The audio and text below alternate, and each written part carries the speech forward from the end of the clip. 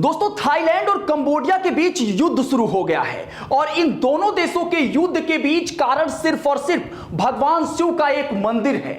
इन दोनों देशों के बीच युद्ध से अब तीसरे विश्व युद्ध की चेतावनी मिल रही है।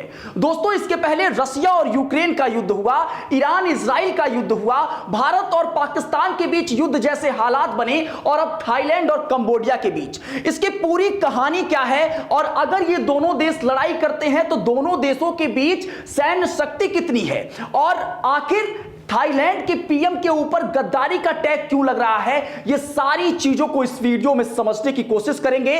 दोनों देश एक दूसरे पर मिसाइल दाग रहे हैं, बहुत हानि हो रही है, सीमा पर तनाव है, 40,000 से अधिक लोगों को विस्थापित किया जा रहा है, उनका विस्थापन किया जा रहा है और दोनों देश अपने राजदूत को वापस बुला लिए हैं। बहुत कुछ हो रहा है और यह मामला जो है बड़े बड़े मीडिया चैनल, बड़े बड़े अखबार जो है इस समय उनकी सुर्खियां बन रहे हैं। चलिए आपको समझाते हैं सबसे पहले कि आखिर इन दोनों के बीच विवाद का स्थिति का कारण क्या है और सबसे पहले यह कि थाईलैंड और कंबोडिया के बीच की जो आर पार की लड़ाई है इसमें अभी तक कुल क्या अपडेट सामने आए हैं। चलिए दोस्तों शुरू करते हैं। सबसे पहले दोस्तों आपको यह बता दिए चलते हैं कि थाईलैंड ने कंबोडिया पर 6 F-16 से हमला किया और फील्ड गनों का भी इस्तेमाल किया। 2 मिलिट्री बेस टारगेट किए थाईलैंड ने कंबोडिया के और दोनों मिलिट्री बेस तबाह हो चुका है। वहां पे कुछ नागरिकों के जान गंवाने की भी खबर सामने आ रही है। 6 जगहों पर कंबोडिया ने हमला किया, जवाबी कार्रवाई में कंबोडिया ने भी हमला किया और 6 जगहों पर हमला किया और थाईलैंड का यह आरोप है कि वो नागरिकों को निशाना बना रहा है कंबोडिया। इसके साथ ही दोस्तों थाईलैंड के 8 से 12 लोगों की जान गंवाने की खबर अभी तक सामने आई है, जिसमें से 5 सैनिक हैं और 5 साल का एक बच्चा भी शामिल है। इसमें कंबोडिया के 20 लोगों की जान गंवाने की अभी तक की खबर है दोस्तों, जिसमें सैन्य ठिकानों की तबाही की बात कही जा रही है। इसके साथ ही कंबोडिया ने जवाब में BM-21 gas multi level barrel rocket launcher से और तोपखानों का उपयोग करते जवाबी कार्रवाई किया है थाईलैंड पर, जिसमें थाईलैंड के 8 से 12 लोगों की जान दोस्तों वो चली गई है। कंबोडिया ने थाईलैंड के सुरीन और सीसाकेट प्रांत पर रॉकेट से हमला किया है। जवाबी कार्रवाई में कंबोडिया ने 2 प्रांत सुरीन और सीसाकेट प्रांत पर रॉकेट से हमला किया है। थाईलैंड का आरोप दोस्तों यह है कि कंबोडिया ड्रोन निगरानी कर रहा था और ड्रोन निगरानी के दौरान जब पता चला थाईलैंड के लोगों को तो थाईलैंड के सैनिक जो है इस पे कार्रवाई किए और उसके बाद धड़ाधड़ मिसाइलें उधर से आनी शुरू हो गई। हालांकि दोनों लोगों का आरोप अलग है, लेकिन इन दोनों लोगों के मतलब दोनों देशों के आरोप के बीच एक जो प्रमुख केंद्र है वो एक शिव मंदिर है और वो सीमा पर तैनात है दोस्तों। वो सीमा पर वो जो शिव मंदिर है उसी को लेकर सारे लड़ाई और झगड़े हो रहे हैं दोस्तों। लगभग 40,000 लोग विस्थापित हो चुके हैं। थाईलैंड जो है अपनी सीमावर्ती इलाकों से, जगहों से लोगों को खाली करा रहा है, स्कूल बंद किए जा चुके हैं और लगातार इस तरीके के अनुमान हैं कि ये जो युद्ध है वो कई दिनों तक चल सकता है। वहीं पर जो एक्सपर्ट बता रहे हैं वो ये बता रहे हैं दोस्तों कि अगर ये युद्ध सिर्फ 4 दिन चलता है तो कंबोडिया बर्बाद हो सकता है। सिर्फ 4 दिन अगर ये युद्ध चलता है तो कंबोडिया जो है वो बर्बाद हो सकता है। इसके साथ ही दोनों देशों ने अपने अपने राजदूत जो दोनों देशों में थे उनको वापस बुला लिया है और दोनों देशों ने जो एक दूसरे के देश में लोग रह रहे थे उनसे कह दिया है कि भाई साहब प्लीज आप लोग अपने देश में चले जाइए। तो ये अभी तक की पूरी अपडेट है जो थाईलैंड और कंबोडिया के जंग में अभी तक आई है। लेकिन एक सबसे बड़ी बात जो सामने आ रही है दोस्तों, फरवरी के महीने से ये जो जंग का सिलसिला है ये शुरू हुआ, उसका कारण शुरू हुआ वो मैं आपको आगे बताऊंगा। लेकिन उससे पहले आप समझिए कि दोनों देशों के बीच तनाव की स्थिति कई सालों से बनती आ रही है और पिछले तकरीबन 2-3 महीने में ये स्थिति और गंभीर रूप ले ली है। और उस गंभीर रूप लेने के बीच में एक महिला जो महिला प्रधानमंत्री है जिसका नाम है पेंटागन स्टान, ये जो है महिला केंद्र में है और इसको पीएम की कुर्सी छोड़नी पड़ी। इसका सबसे बड़ा कारण यह है कि ये अपने ही देश से गद्दारी की है दोस्तों। अपने ही देश से गद्दारी कैसे? इन पीएम का नाम था पेंटागन सीनावात्र, इनको कुर्सी छोड़नी पड़ी और इनका एक फोन कॉल का ऑडियो लीक हो गया दोस्तों। वो कैसे, मैं आपको बता रहा हूं दोस्तों। अभी मई में ही एक मामला हुआ जिसमें एक थाईलैंड के सैनिक की जान चली गई, एक थाईलैंड के सैनिक का पैर भी कट गया। उसके बाद मामला यह हुआ कि यहां के जो थाईलैंड की पीएम थी, ये वहां के कंबोडिया के एक नेता से बातचीत कर रही थी और दोनों के बातचीत का ऑडियो कॉल रिकॉर्डिंग जो है वो वायरल हो गया, लीक हो गया।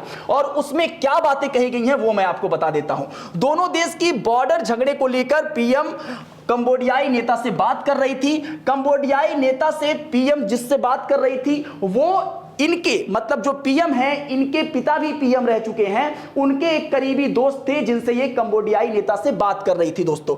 तो ये जब बात करती हैं तो उनको, अब चूंकि तनाव की स्थिति पूरे दोनों देशों के बीच है, सीमा पर विवाद है, सैनिक जो है वो गोली बंदूक जो है वो ताने खड़े हैं, मिसाइलें दागी जा रही हैं और उस बीच ये उस नेता से अंकल अंकल कह के बातचीत कर रही थी, अंकल अंकल कह के बातचीत कर रही थी। और फिर ये बोलती हैं कि सेना को छोड़िए, जो मामला तनाव का बना हुआ है, सीमा का बना हुआ है, उस मामला को सुलझाते हैं। और ये इतना आदर देके उससे बात कर रही थी। ये बात जो है थाईलैंड के तमाम नागरिकों को पची नहीं और उसके बाद ये मामला अदालत में गया, क्योंकि भाई मामला तो तनाव चल रहा है सीमा पर, वहां पे दोनों देश के लोगों की जान जो है, जान पर आन पड़ी है, ये तमाम चीजें चल रही हैं। और उस बीच जो है कंबोडियाई नेता से इस तरीके का वार्तालाप, ये कहीं ना कहीं इस नेता को, इस प्रधानमंत्री को कटघरे में ला दिया। ये मामला अदालत में गया, अदालत ने इनको सीधे पीएम की कुर्सी से हटा दिया। मई में दोनों सेना आमने सामने थी और इस दौरान एक कंबोडियाई सेना की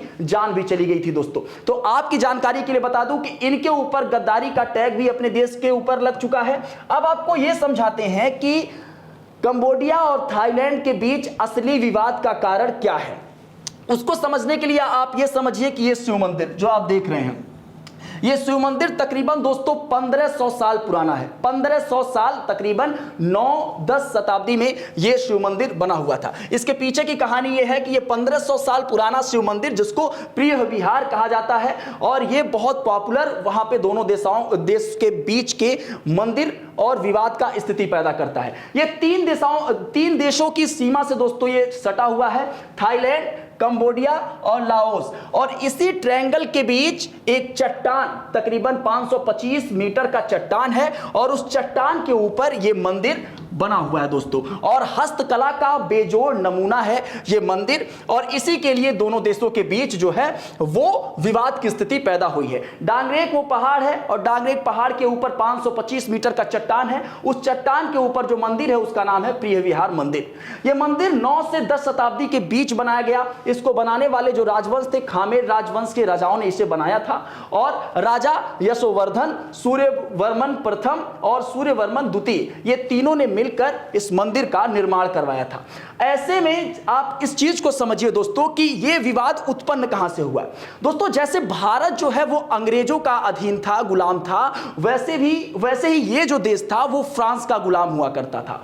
और फ्रांस ने जब इनके नक्शे का विभाजन किया, मतलब कंबोडिया और इसके साथ ही थाईलैंड दोनों के नक्शे का विभाजन किया, तो उस दौरान क्लैरिटी जो है वो बेहतर तरीके से नहीं आ पाई और जिसकी वजह से विवाद जो है वो अभी तक चलता हुआ आया। और उस नक्शे के विवाद के बीच ये मंदिर भी था, जिसकी वजह से दोनों देश, थाईलैंड कहता है ये मंदिर हमारे में है, कंबोडिया कहता है ये मंदिर हमारे में है। और इसी मामले को लेकर 1955 में ये मामला जो है वो अंतरराष्ट्रीय न्यायालय में गया दोस्तों। अंतरराष्ट्रीय न्यायालय में जब ये मामला गया तो अंतरराष्ट्रीय कोर्ट ने 1962 में एक फैसला सुनाया कि जो मंदिर है वो कंबोडिया का ही है, क्योंकि 25 साल तक इसके पहले कंबोडिया जो है वो कंबोडिया के ही पास था। अचानक से 1930 के आसपास ये दावा थाईलैंड करने लगा कि ये मंदिर उसका है और इसी बीच विवाद हुआ। लेकिन कोर्ट ने ये माना, अंतरराष्ट्रीय कोर्ट ने ये माना कि आप 30 साल तक कहा थे जब कंबोडिया के अधीन ये मंदिर था, कंबोडिया यहां पे पूजा पाठ तमाम चीजें करता था, कंबोडिया के अधिकृत ये मंदिर था, तो आप 30 साल तक कहां थे। और उसके बाद जब कोर्ट ने फैसला सुना दिया तो कोर्ट, ये मंदिर है तो मंदिर के आसपास की जगहों को लेकर विवाद अभी भी जारी है, क्योंकि आसपास की जो जमीनें हैं उसको लेकर अंतरराष्ट्रीय कोर्ट ने भी कोई फैसला नहीं सुनाया था और उसी को लेकर बार बार इस तरीके की चीजें उत्पन्न होती हैं। दोस्तों, मंदिर के आसपास का एरिया पूरी तरीके से इनके बारे में कुछ भी साफ नहीं है। फरवरी में दोस्तों एक घटना घटी। फरवरी में कुछ महिलाएं वहां पे पूजा करने के लिए गई या फिर घूमने के लिए गई और उसके बाद वो तमाम महिलाएं कंबोडियाई राष्ट्रगान शुरू कर दी वहां पर गाना। किसके सामने? वहां पे थाईलैंड की सेना के सामने उन लोग इस तरीके का काम करना शुरू कर दी और उसके बाद शुरू हुआ विवाद और थाईलैंड के नागरिक और सेना ने यह कहा कि इस बार जो ये मंदिर है वो ले ही लेते हैं और उसके बाद विवाद शुरू हुआ। मई में उसके बाद झड़प शुरू हुई। मई में दोनों सेना आमने सामने थी। एक सैनिक ने जान गंवा दी, एक सैनिक के पैर कट गए और उसके बाद ये मामला और तूल पकड़ता हुआ नजर आया और आज सुबह की बात है कि ये मामला अब इतना बढ़ चुका है कि F-16 से 6 F-16 से थाईलैंड ने कंबोडिया पर हमला किया और उधर कंबोडिया जो है वो लगातार लॉन्चर दाग रहा है, लगातार जो है थाईलैंड पर लॉन्चर दाग रहा है और अलग अलग जगहों को, अलग अलग ठिकानों को टारगेट कर रहा है। दोस्तों, इसमें दोनों देशों के कुछ लोगों की जान भी गई है। तो ये पूरा माजरा था ये शिव मंदिर का। दोस्तों, अब ये आपको समझाते हैं दोस्तों कि कंबोडियाई और थाईलैंड सेना की सैन्य शक्ति कितनी है, क्या क्या है। दोस्तों, थाईलैंड की सैन्य शक्ति की अगर बात करें तो इनकी सेना तकरीबन 3.6 लाख इनके पास सैनिक हैं। इसके साथ ही अगर बात करें जो डॉलर बजट मतलब ये सैन्य बजट की, तो वो तकरीबन 5.5 बिलियन डॉलर का इनका बजट है और F-16 जैसे जेट्स इनके पास हैं। कंबोडिया के अगर सैनिक की बात करें तो 1.7 लाख सैनिक हैं और 720 मिलियन केवल डॉलर इनका बजट है और इनके पास पुराने हथियार भी हैं।